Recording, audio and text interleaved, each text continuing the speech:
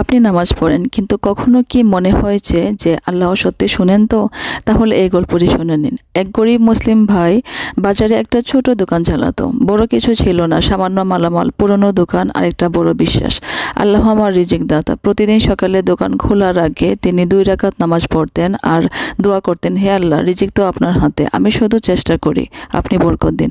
একদিন হঠাৎ বাজারে বিশাল আগুন লাগে, বড় বড় দোকানগুলো পুড়ে ছাই হয়ে যায়। মানুষ দৌড়ে আসে, চিৎকার, কান্না, আতঙ্ক। দোকানদাররা ছুটে যায় নিজের দোকানের দিকে, গিয়ে দেখে চারপাশের সব দোকান পুড়ে ছাই, কিন্তু তার দোকান অক্ষত। সবাই জিজ্ঞেস করলো অবাক হয়ে, তোমার দোকান তো আগুনের মধ্যেই ছিল, এটা বাঁচলো কিভাবে? লোকটি ভেজা গলায় বলল, আমি প্রতিদিন আল্লাহর কাছে দোয়া করি। আগুন নিজে কিছু করতে পারে না যদি আল্লাহ না চান। আগুন শক্তিশালী, কিন্তু আল্লাহর আদেশ ছাড়া কিছুই নয়। যে আল্লাহর উপর ভরসা রাখে, আল্লাহ তার জন্য এমন রাস্তা খুলে দেন যেখানে মানুষ কিছু কল্পনাও করতে পারে না।